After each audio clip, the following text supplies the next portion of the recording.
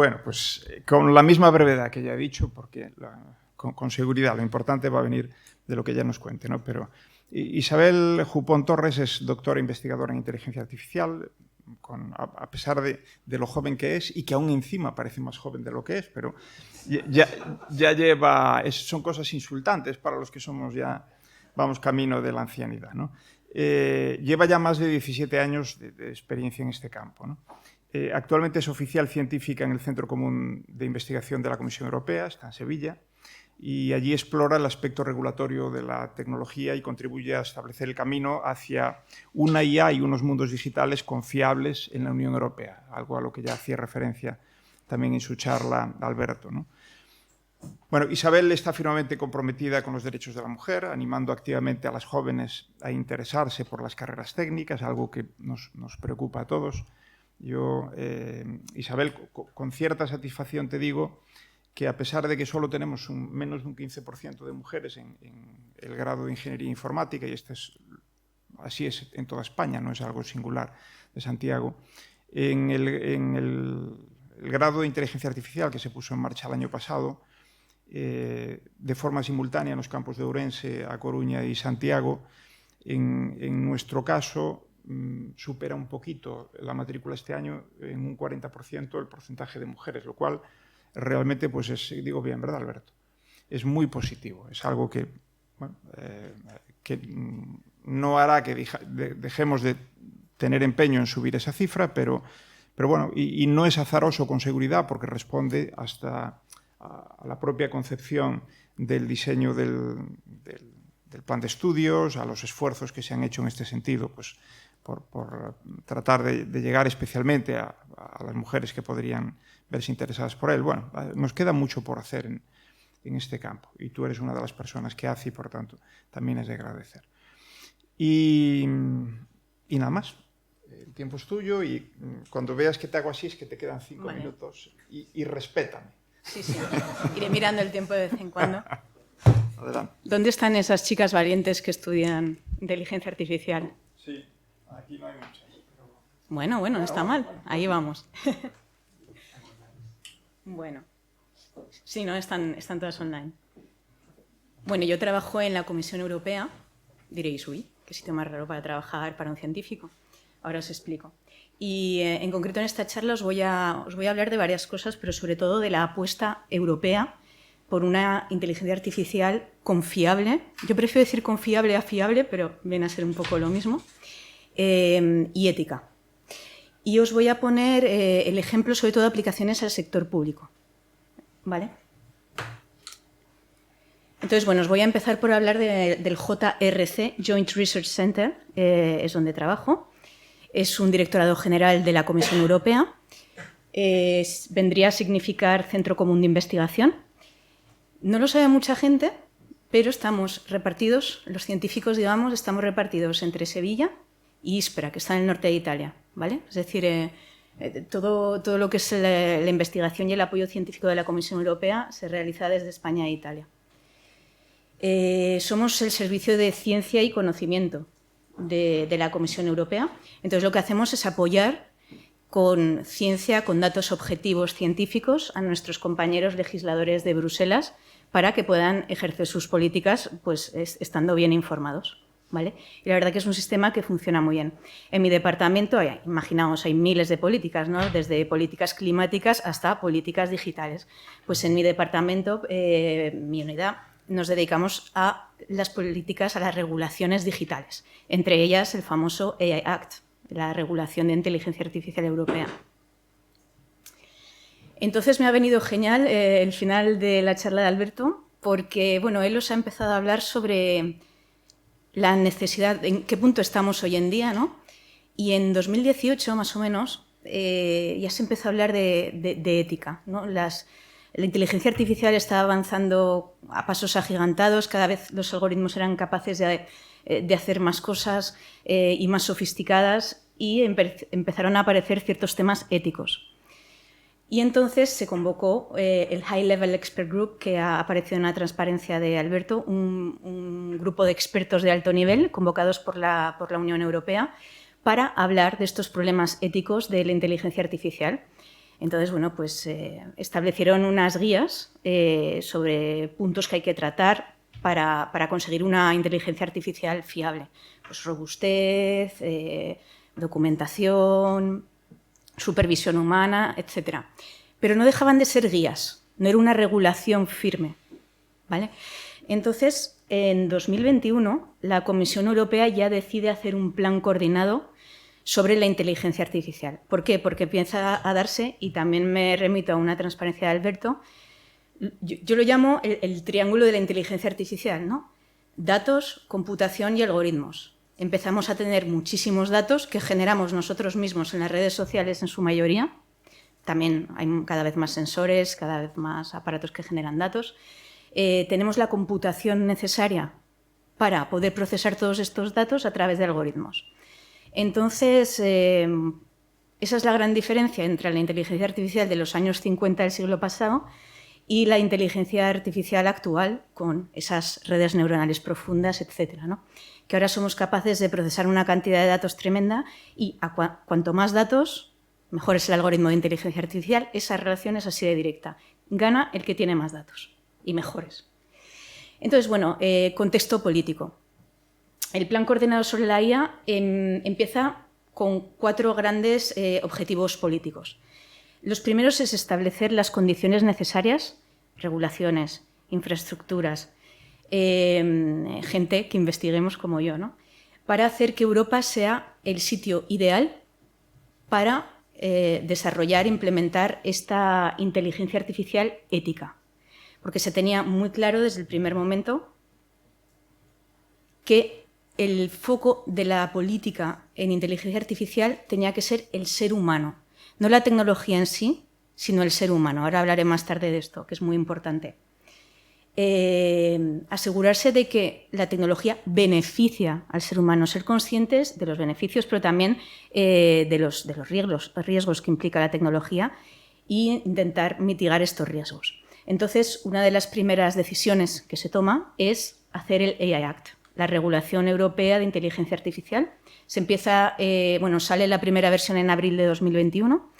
Todavía está en negociación, ¿vale? En Europa las regulaciones siguen un largo proceso de negociación. Hay 27 Estados miembros que tienen que estar de acuerdo, el Parlamento Europeo tiene que estar de acuerdo, pero se decide firmemente hacer una ley de la inteligencia artificial. Y además se decide, entre muchas otras cosas, que hay que estudiar mucho las aplicaciones sectoriales, ¿no? de la inteligencia artificial, pero en concreto el sector público. ¿Por qué? Porque el sector público puede ser un trailblazer, se diría en inglés un catalizador, un acelerador o un entorno seguro para implementar los algoritmos de inteligencia artificial de una forma controlada. Entonces, esto es un poquito lo que se decía en el plan coordinado de la inteligencia artificial. ¿Cómo llegamos al AI Act, a la regulación europea de inteligencia artificial? Pues muy difícil. Muy difícil porque ¿cómo regulas algo que evoluciona exponencialmente cada mes? Cada mes te sale una versión nueva de ChatGPT. Cada mes nos sorprenden con algoritmos que generan cosas impresionantes o que son capaces de detectar objetos, millones de objetos o de identificar personas. Corremos el riesgo de que la evolución de la tecnología sea mucho más rápida que la evolución de la regulación y que la regulación se quede detrás y no pueda seguirla, ¿no? Entonces, pues muy fácil o muy difícil, se apostó por el siguiente enfoque. Minimizar riesgos, ¿vale? El AI Act, la regulación europea, no va a regular tanto la tecnología. Va a dar igual que utilices una red neuronal de 20 capas que de 50 o un transformer. Esto no importa tanto. Lo que importa es para qué se va a usar ese algoritmo de inteligencia artificial, ¿vale? Una cosa es el sistema y otra cosa es el algoritmo. A partir de un algoritmo de inteligencia artificial podemos crear muchísimos diferentes sistemas. Y estos sistemas tienen que siempre vigilar por los derechos fundamentales, la salud y la seguridad de las personas. Una vez más, el enfoque centrado en el ser humano. Entonces, el objetivo del AI Act no es regular la tecnología, no es prohibir los black boxes, que hablaré más adelante de eso. El objetivo del AI Act es gestionar, asegurarse de que se está haciendo un uso correcto de la tecnología.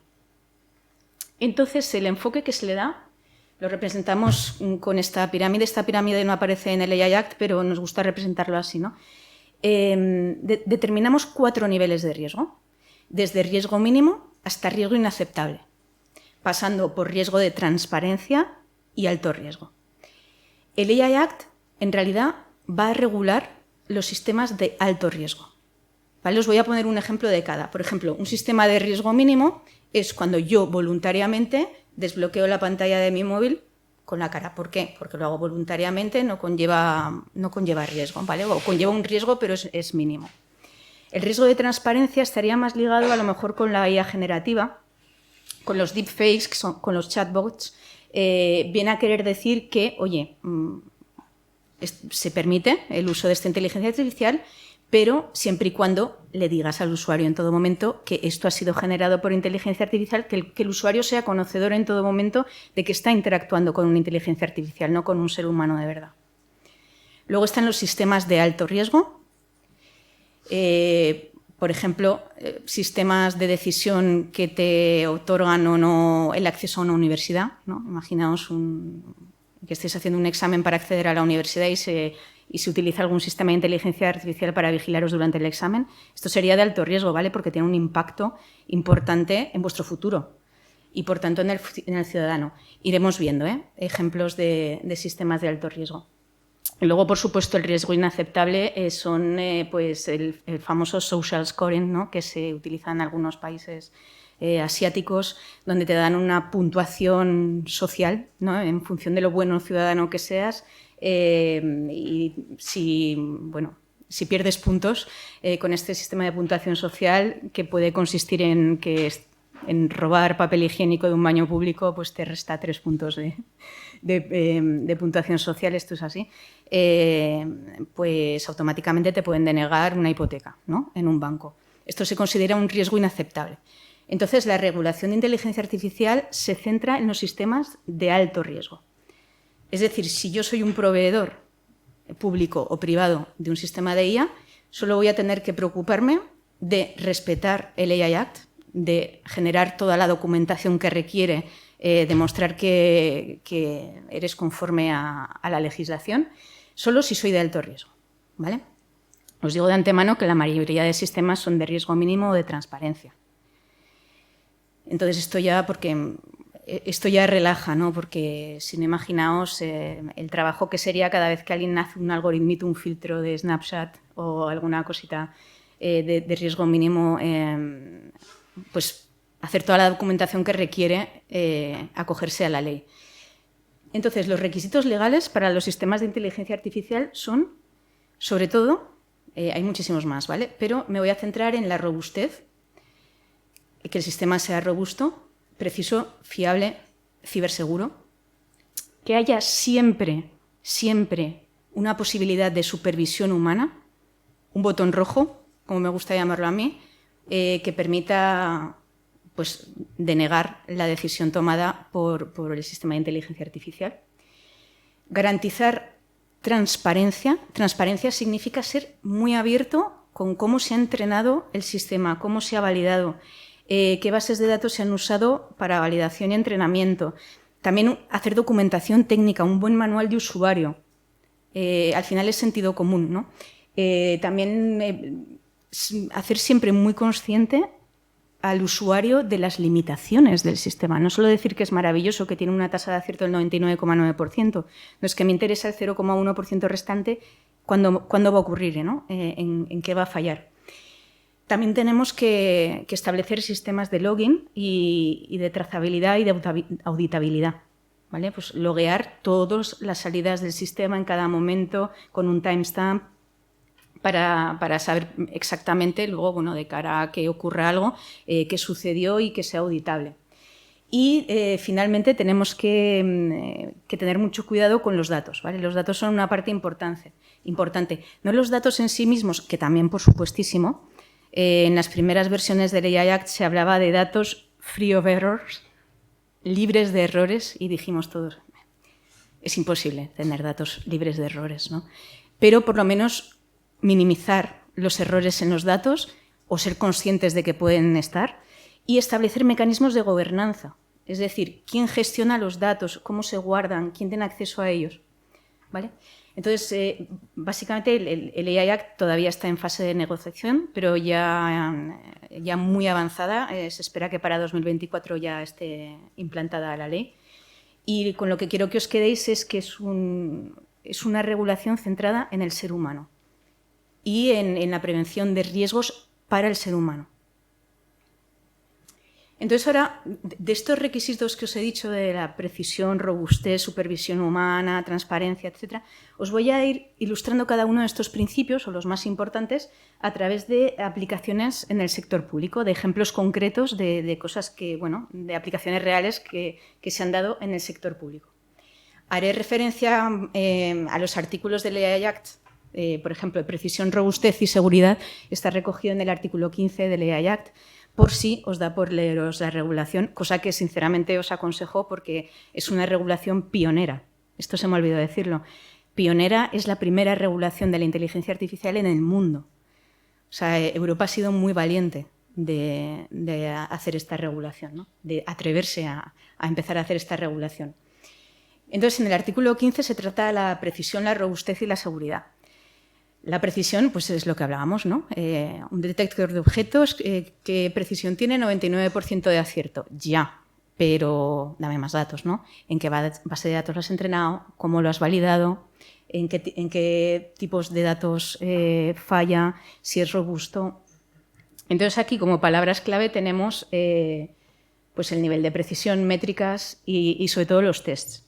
Y os voy a poner un ejemplo que ha sido un poco mencionado por Alberto, pero bueno, esto sería el ejemplo de un coche autónomo. Imaginaos un coche autónomo que es ciberatacado. Entonces, el coche autónomo tiene un sistema que detecta automáticamente señales. Señal de stop, señal de ceda al paso, señal de lo que sea. O de un límite de velocidad a 60, yo qué sé, a 80.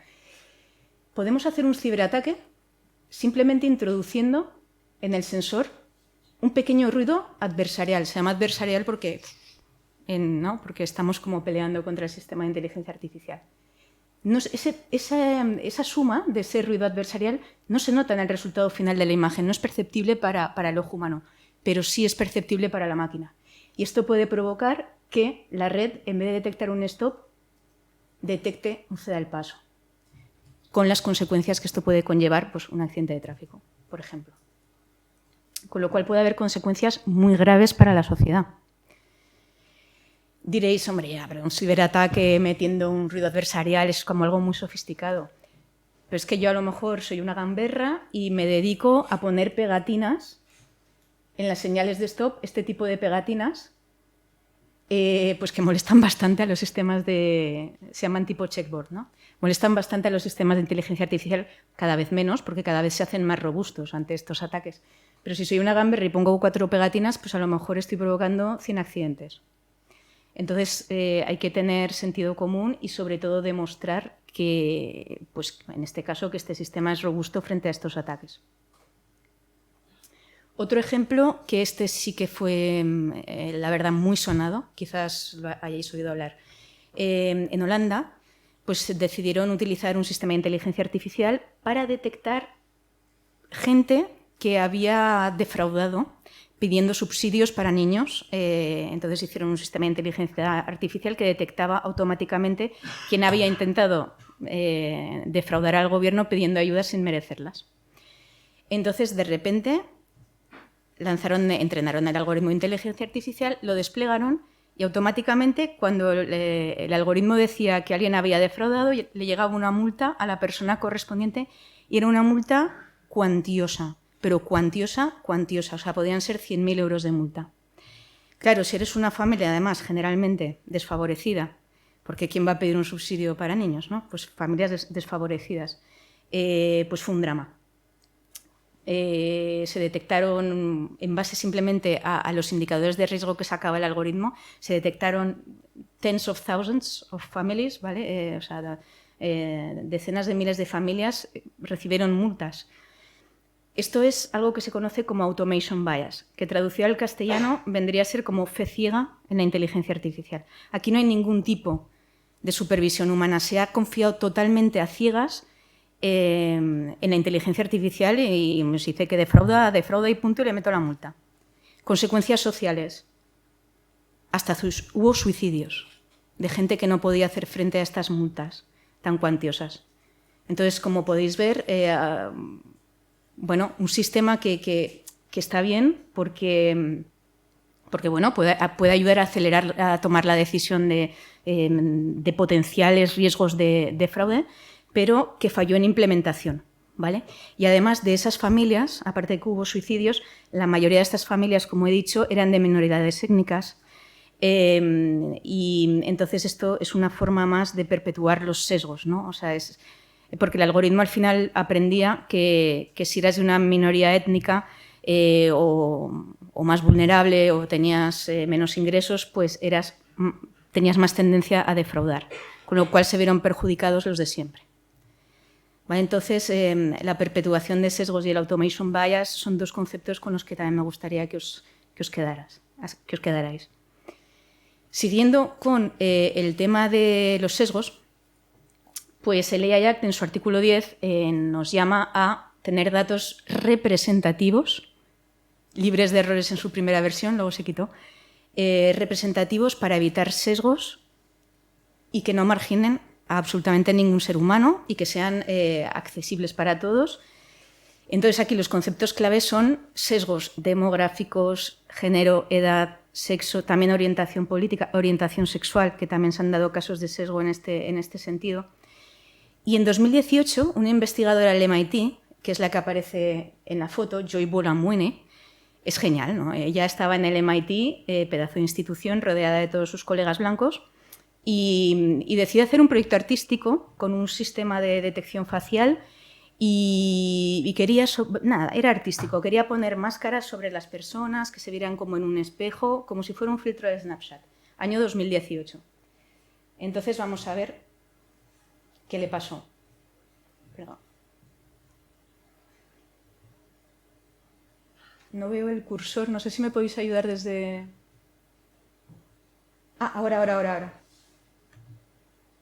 Bueno,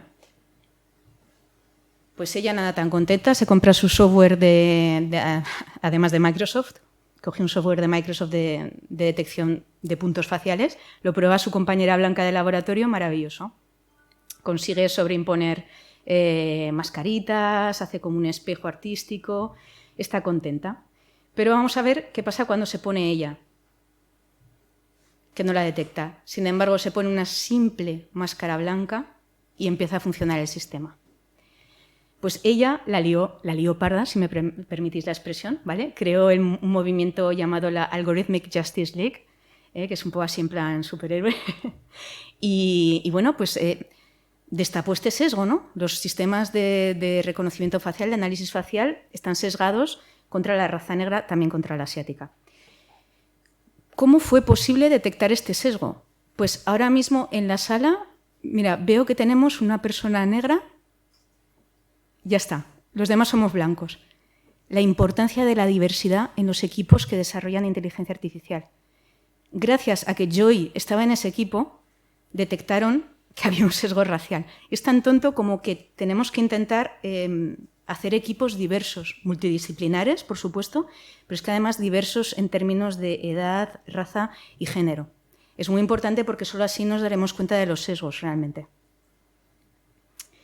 Entonces, bueno, esto viene de un artículo que publiqué hace ya un tiempo, antes de entrar en la Comisión Europea, 2019, donde demostramos, porque bueno, Joy hacía un análisis más cualitativo, nosotros hicimos un análisis más cuantitativo con curvas ROC, en fin, y demostramos cuantitativamente que efectivamente los sistemas, en este caso de reconocimiento facial, es decir, para identificar a la gente, estaban altísimamente sesgados, favoreciendo a la raza blanca y perjudicando a la raza negra. También a la raza asiática, en el caso de los sistemas desarrollados por gente occidental, y sesgos contra la raza occidental en sistemas desarrollados por gente asiática. Los datos. ¿Vale? El origen de todo esto está en los datos. Consecuencias sociales. En Estados Unidos, Un sistema de reconocimiento facial analiza un vídeo de un robo en una tienda y, bueno, entonces cree reconocer a un individuo que estaba fichado previamente por la policía y directamente automation bias lo meten en la cárcel, sin plantearse si se había equivocado el sistema de reconocimiento facial, sin chequear 4 veces si efectivamente era él. Lo metieron directamente a la cárcel. Afortunadamente, luego ya se pudo demostrar que no era él. Pero un fallo en un sistema de IA llevó a una persona a la cárcel. Entonces, esto también es algo que hay que tener muy en cuenta.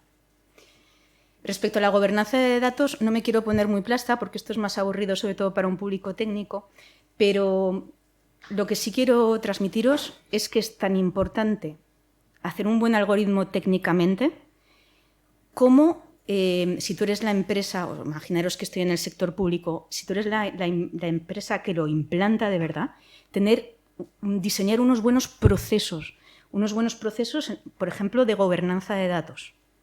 ¿Quién gobierna los datos? ¿Quién puede acceder a ellos? ¿Qué personas?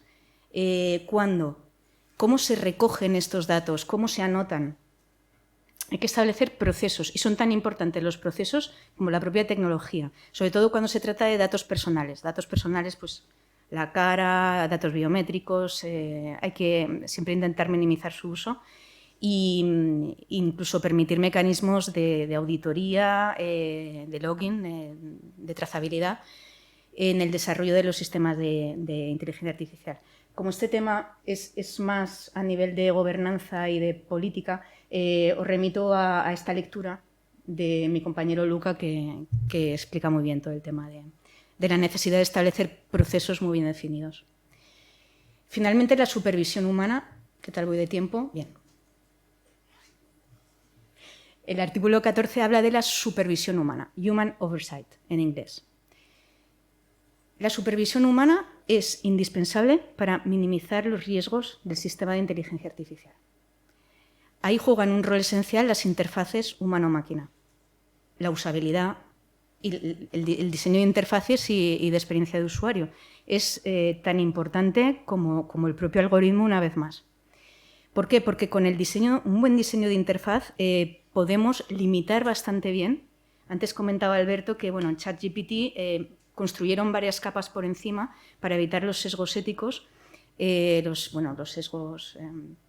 los típicos sesgos demográficos, etc. Pues la interfaz de usuario es una manera también de limitar el uso del sistema de inteligencia artificial. Tenemos un caso en España de una herramienta que se llama Veripol, que la usa de verdad la Policía Nacional para detectar potenciales informes falsos, es decir, denuncias falsas. Cuando yo voy a comisaría y digo que me han robado el bolso y que ha sido un hurto con estirón, ¿vale? Porque sé que si es con estirón, mi seguro me va a devolver me va a cubrir la indemnización. ¿Vale? Entonces se entrenó un sistema de inteligencia artificial que era capaz de detectar denuncias falsas de verdaderas en base al tipo de lenguaje que se utilizaba y demás. Tiene sus fallos, no es perfecto, ¿vale? Veripol, pero tiene cosas muy buenas, como por ejemplo algo tan sencillo y tan tonto como que da un porcentaje. Es decir, ya no te dice solo la denuncia es verdadera o falsa, te dice con probabilidad de 73,33%. Entonces ya el policía puede decir, vale. Aparte, la Policía Nacional ha hecho un esfuerzo muy grande por entrenar, por dar una formación a sus agentes para usar Veripol. Indispensable formar a la gente en el uso de la inteligencia artificial. A la gente me refiero desde el que desarrolla el sistema, el que pica código en la empresa que fabrica el sistema, hasta el usuario final, como puede ser en este caso Policía Nacional, hasta los ciudadanos. Tenemos que estar muy formados en inteligencia artificial, cosa que todavía no es el caso, ¿vale? Nos llegan las noticias polémicas y un poquito sensacionalistas, pero realmente no estamos formados en inteligencia artificial todavía. Vosotros sí, porque estáis cursando el máster. Y además, Veripol, si algo tiene claro, es que las decisiones siempre van a estar en manos de los agentes y van a ser su responsabilidad. Es una herramienta de ayuda a la toma de decisiones. pero en ningún caso exime no, lo dijo la inteligencia artificial, yo no soy culpable, para nada, ¿vale? El culpable es el agente. Ahora os voy a hablar del principio de transparencia e información, que es un poco lo mismo, a los usuarios, que lo recoge el artículo 13 del AI Act. Entonces, el funcionamiento del sistema de inteligencia artificial tiene que estar perfectamente claro. Pero ya hemos comentado antes que si la inteligencia artificial ha avanzado de una manera tan bestia en los últimos 5 o 10 años, ha sido precisamente por este concepto de black box, de caja negra, ¿no? Entrenamos con un montón de datos, un algoritmo que son redes neuronales conectadas con 8.000 capas, con un montón de parámetros, pero no son explicables en sí. ¿Vale? O sea, las decisiones no son explicables. No me dice, he tomado esta decisión porque el parámetro A, B y C se han activado. No. ¿Vale? Son cajas negras. Entonces, claro, cuando el artículo 13 dice que los algoritmos de inteligencia artificial han de ser totalmente transparentes, la comunidad científica empieza a decir, la Comisión Europea está baneando la inteligencia artificial moderna. Está baneando los black boxes. Incluso Yann LeCun, uno de los padres, uno de los padres de la inteligencia artificial moderna, de hecho inventó las redes neuronales profundas, tuiteó diciendo, pues eso, ¿no? Is it true that AI Act will ban black box AI system from Europe?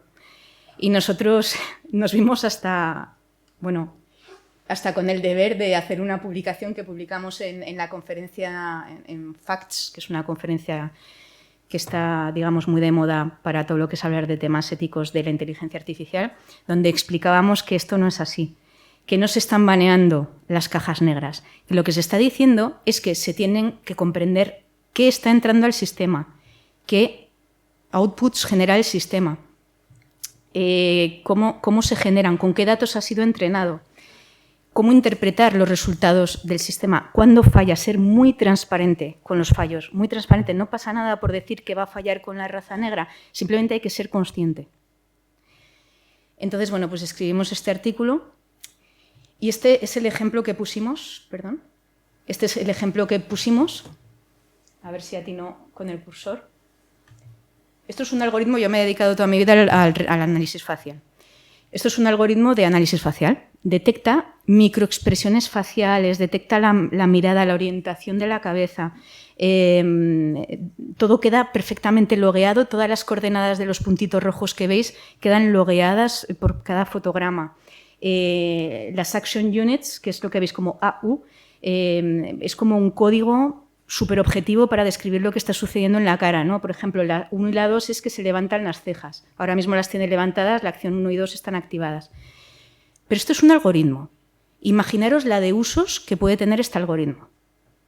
Pues lo puedo usar para desbloquear mi móvil con la cara, lo puedo usar para niños autistas, ¿vale? Que este es un uso que a mí me encanta, para que los niños autistas puedan trabajar sus capacidades emocionales y entrenarlos a trabajar sus emociones.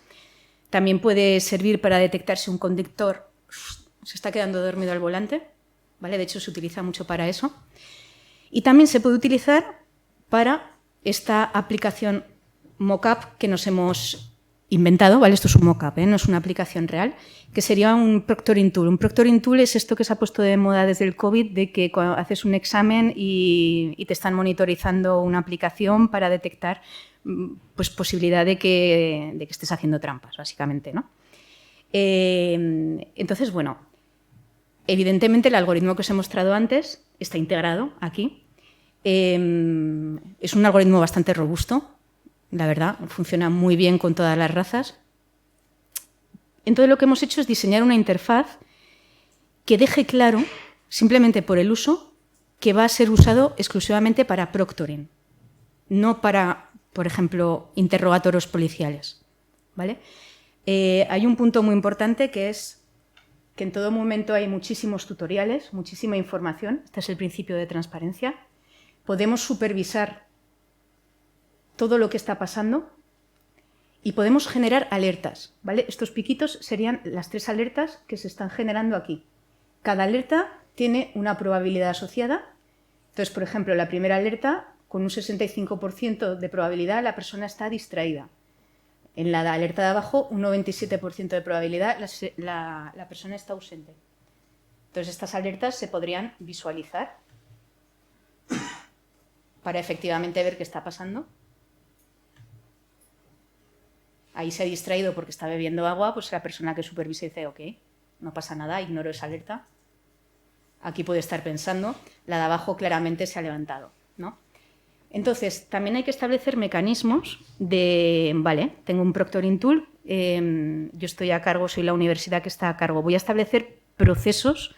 Por ejemplo, voy a establecer que si me sale que una persona al 97% ha hecho trampas, que lo chequeen al menos 2 humanos, que lo supervisen al menos 2 humanos para determinar si efectivamente ha hecho trampas o no. Voy a formar a esos humanos, pueden ser profesores, voy a formar a esos humanos a utilizar esta herramienta. Y voy a dejar muy claro, tanto en la licencia del producto como en la documentación técnica, que esta herramienta únicamente es para usar en el ámbito académico.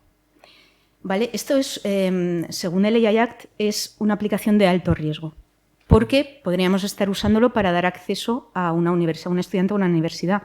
Entonces, tener un impacto fortísimo en la futura vida del estudiante. Imaginaros que dice que, aparte de su reputación, ¿no? Imaginaos que dice que miente y no es el caso y le arruinas la vida porque no le has dejado entrar en la carrera de sus sueños. Entonces, bueno, estas son un poquito el impacto social que puede tener la inteligencia artificial. Dicho esto, los beneficios que puede aportar la tecnología son muy superiores a sus debilidades, porque además las debilidades pueden seguirse trabajando. Entonces, ahora os quería comentar, más que comentar, dar un par de lecturas extra ya, por si os apetece, sobre un par de trabajos que hemos realizado en mi unidad. En realidad yo no... Bueno, he participado muy colateralmente, ha sido sobre todo mi compañero Luca, en el proyecto AI Watch. AI Watch es para monitorizar el uso de la inteligencia artificial en el sector público. Y han extraído 686 casos de usos reales en toda Europa de sistemas de inteligencia artificial en el sector público. Y ahora han mejorado, ya no se llama AI Watch el proyecto, se llama Public Sector Tech Watch, y están en 925 casos. O sea, realmente estamos haciendo un esfuerzo por monitorizar todos y cada uno de los usos y detectar usos indebidos o usos con mucho riesgo. Y luego tenemos este otro informe donde se establecen 4 líneas de trabajo futuro para, pues para monitorizar el uso de la inteligencia artificial en el sector público.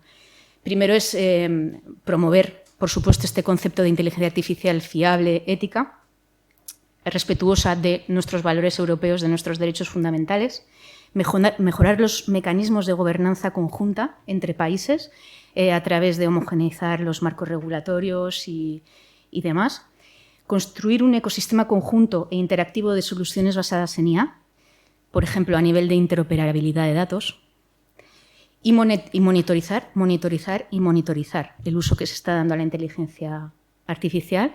Entonces, pues bueno, sobre todo estamos ahora muy involucrados en los temas de interoperabilidad. De hecho, dentro de poco, bueno, se está gestando el Interoperability Act, donde, por supuesto, la inteligencia artificial estará contemplada.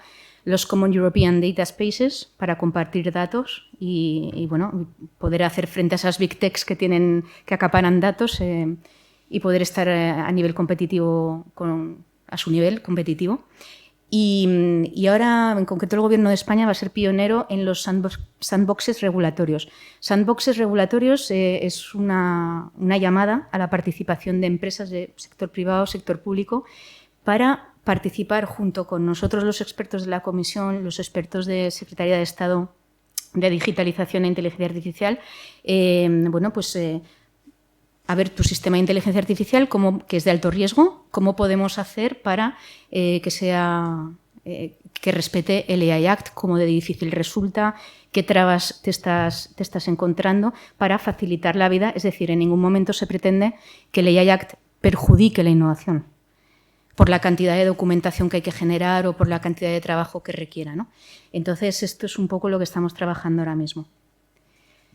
Como conclusiones, la apuesta europea es hacia la ética y la confiabilidad de la inteligencia artificial, Trustworthy AI en inglés. Las administraciones públicas tienen mucho que decir, por eso son tan importantes y por eso tenemos una unidad exclusivamente dedicada a la investigación de la inteligencia artificial en las administraciones públicas. La tecnología es solo una parte de la historia, la mitad, pero igual ni la mitad. Es muy importante los procesos, la formación, la concienciación y establecer roles dentro de las organizaciones para gestionar el uso de los sistemas de inteligencia artificial. ¿Vale? Y bueno, es una tecnología que a partir de ahora va a afectar a nuestras rutinas diarias y tenemos que concienciarnos de ello. Y eso es todo. Si queréis seguir nuestras investigaciones, podéis, bueno, no sé si se compartirá la presentación, podéis descargar el link a nuestra página web y ahí tenéis los últimos informes y las últimas actualizaciones. No sé si hay